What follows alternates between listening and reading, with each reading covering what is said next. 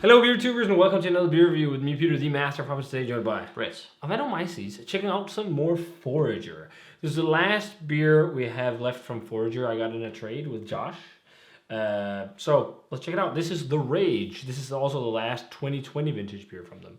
We were lucky enough to get all of the different Forager beers released in Europe through Beer Dome, so they will be fun to check out. There was 4 different barrel-aged big beers, besides some wild ales. But this is The Rage. This is a coffee stout, kind of like all the others, but this one has a hazelnut treatment. So it's a collab with Monster Coffee as well. It's 13.2%, and it's also got geisha coffee. This is Panamanian geisha coffee. And then it's been conditioned on Ugandan vanilla beans and hazelnuts, right? Yeah, roasted hazelnuts. Okay, I actually didn't know it was on Ugandan vanilla beans as well. I only thought it was hazelnuts. And Nice to find out. Yeah. And then it's been aged in blended between 4 small format rock filter bourbon barrels and then 1 large format Buffalo Trace barrel. Some really small barrels, a big barrel. Yeah. And let's try. Interesting. We really dig Forager in their barrel character and whatnot. It's really easy just smell drink. from here that Yeah, you can. It's like really easy drinking adjunct stout. It's not like full on crazy sweet pastry. no, It's so they well are balanced. rich, but Well balanced. yeah, So I don't know what's going on with my glass, but you can generate a head, but Yeah, a I bit. can't. a bit.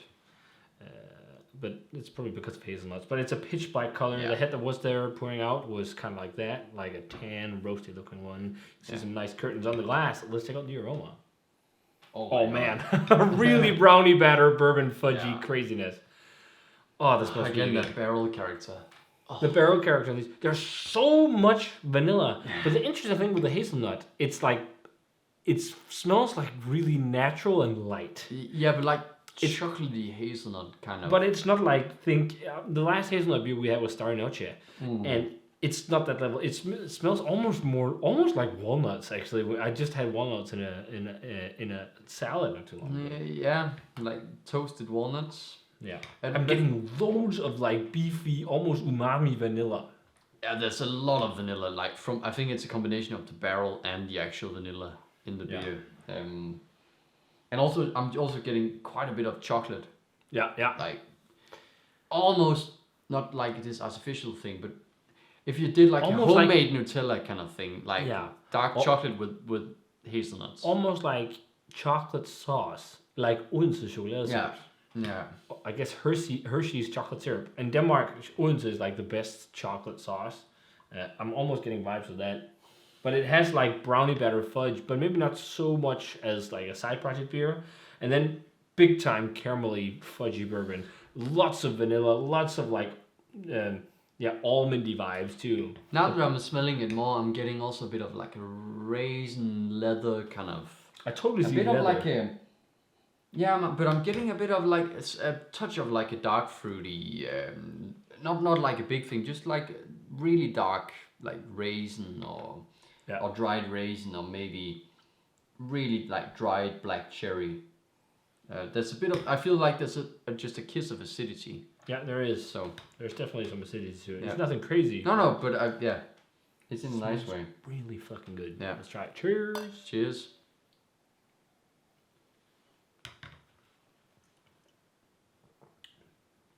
That is insanely well balanced. Yeah.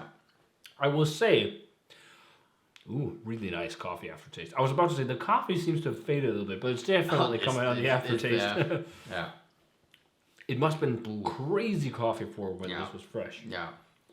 There's quite a bit of coffee. It's like this really like toasty, nutty, almost slightly burnt coffee character. I actually think this is the most coffee forward of all the ones we got. For sure. Yeah. Maybe, okay. But it's insane how much vanilla it has in the aroma. What's it called? The vanilla collab, the Monster Coffee collab, the first one we did, Miller's Killers. That might have had a bit more coffee than this, actually, thinking back. But it's almost like that one, but with a touch of like a natural toasty nuttiness. Yeah.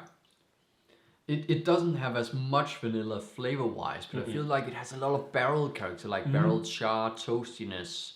And I think the barrels contribute to that like chocolatey hazelnutty character.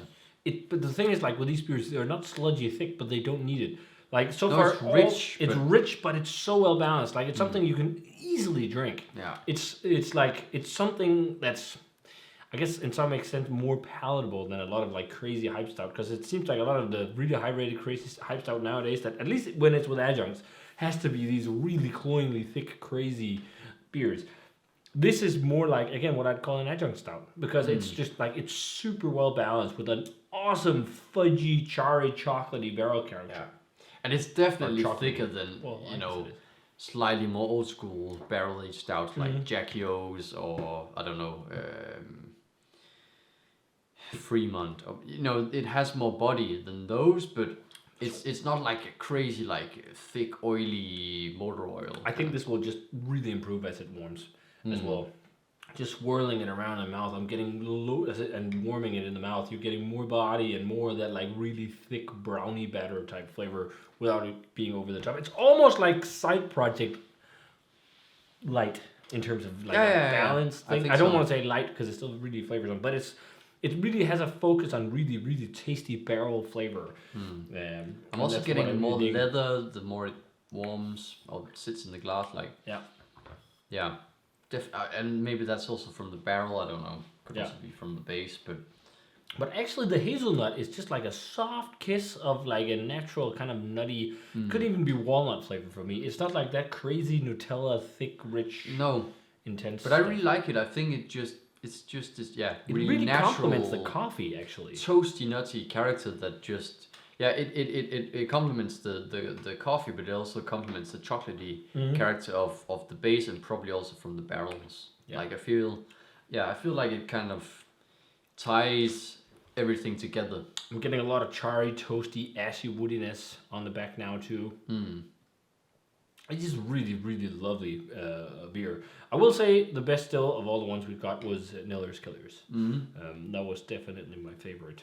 But this is still, to me, a world-class barrel-aged beer. Like, I love the way they're doing these with, like, it's, like, elegant and it's balanced, but still really big and full on.